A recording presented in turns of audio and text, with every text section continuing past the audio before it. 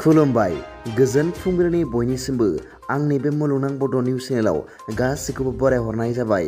आसा खालामो नोंथांमोनहा गासैबो मोजाङै दं।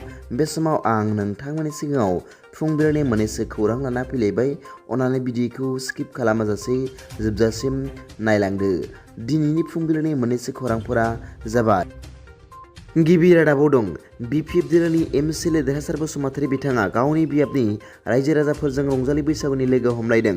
मख'नो गोनांदि मैया 5 मे खालाराव सालाकाथि BTC बियाब थारं सेरफां बिजनेसनि सिङाव थानाय बावरागुरि गामिनि गेलेग्रा फोथाराव बे बियाबनि MCLA देरहासार बसुमतारी बिथाङा रायजो राजाफोरजों लोगो हमलायनायजों लोगोसे रंजालि बैसागुनि दान्दिसे रंजानाय हाबाफारि खुंफुंदों। मख'जाथावदि बे रंजालि बैसागु फालिथायाव आवरां बाजार ओनसोलनि गं 9 गामिफोरनि गं 148 नखरफोरनिफ्राय सा 700निबो बांसिन सोद्रोमाफोरा सिगां समफोराव गुबुन गुबुन राजखान्थि दोलोआव खामानि मावनायखौ एंगारनानै मैया बिपिएफ दोलोआव जयेन जाफैदों होनना MCLA देरहासार बसुमतारी बिथाङा खौरांगिरिफोरनि सिगाङाव फोरमायदों। नैथि रादाबाव दं क'क्राझाराव UPPL दोलोनि खौरांगिरि मेलनि गेजेरजों राजु नार्जारिया हाग्रामा महिलारिनि हेंथायै गोख्रों रावजों सोंखारिदों। बिथाङा खौरांगिरि मेलनि गेजेरजों बुंदों दि हाग्रामा महिलारिखौ दिनैनिफ्राय श्रीरामपुरनि लिडार होननानै फोसावबाय।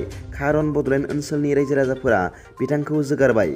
बिपिएफनि 17 बोसोरनि सरकारनि समनि मोनसे मोजां स्किमनि मुं बुंनो हायोबोला 5,000 रां बान्था होगोन। हाग्रामा महिलारिया गावनो 2003 निफ्राय 2017 मायथाइसिम सिन्डिकेट खालामदों, बेखायनो बिथाङा सिन्डिकेटनि सिमां नुबाय थायो होनना बिथाङा खौरांगिरि मेलनि गेजेरजों बुंथियो।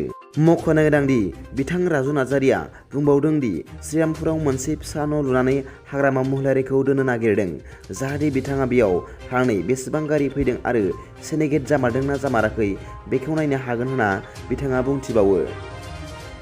थामथि रादाबाव दं बर' सावथुन नायनो मोजां मोनग्रा रायजो राजाफोरनि थाखाय गोजोनथाव खौरां। अर्गें मशन पिक्चार प्रेजेन्सनि सिङाव गिबिसिनै राजा नार्जारिनि लिरनाय आरो दिथा होनाय आरो फुंखा नार्जारिनि दिहुननायजों मोसा मुंनि सावथुन रायजो राजानि गेजेराव लाबोगासिनो दं। मख'नो गोनांदि सावथुननि शुटिं एबा भिडिअ सेबखांनाय हाबाफारिखौ मैया क'क्राझार सोहोराव थानाय फाग्ला बाबा थानसालियाव बेखेवनाय जायो होनना मिथिनो मोननाय जादों। मिथिनो मोननाय बादिब्ला फैगौ सेप्तेम्बर दाननि गिबि सप्तायाव रिलिज खालामनाय जागोन बे मोसा सावथुनखौ।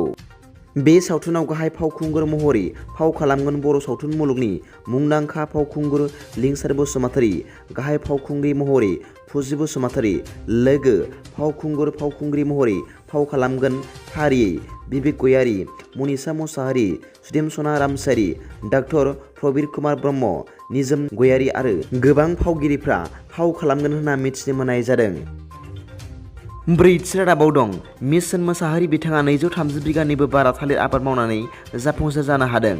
मिथिनो मोननाय बादिब्ला चिरां जिल्लानि सिङाव थानाय आमगुरि थानानि बेंखनाव गोग्लैनाय पलासगुरि गामियाव सासे गुदि फरायसालिनि गाहाय फोरोंगिरि जानानैबो लकडाउन समनिफ्रायनो थालिर गायनायखौ गुबुननिफ्राय सोलोंनानै 230 बिगानिबो बारा थालिर आबाद मावनानै गोबां रां आरजिनो हाबाय। दिनैनि फुंबिलिनि मोननैसो खौरांफोरा दा बेखिनिल'मोन। भिडिअखौ मोजां मोनदोंब्ला आंनि बे मुलुगनां बड' निउस चेनेलखौ अन्नानै साबस्क्राइब खालाम आरो बेल आइकनावबो थुनानै ला, जाहाथे आं गोदान निउस आपडेट लानानै फैयोब्ला नोंथांनियाव सिगांग्रो नटिफिकेसन सौहैयो। दा बेलासिनि रादाबाव नोंथांमोनखौ आंनि बे चेनेलाव गासैखौबो बरायहरनाय जाबाय। गोजोन्थों। एसेनोसै। जै बर' हारिनि जै।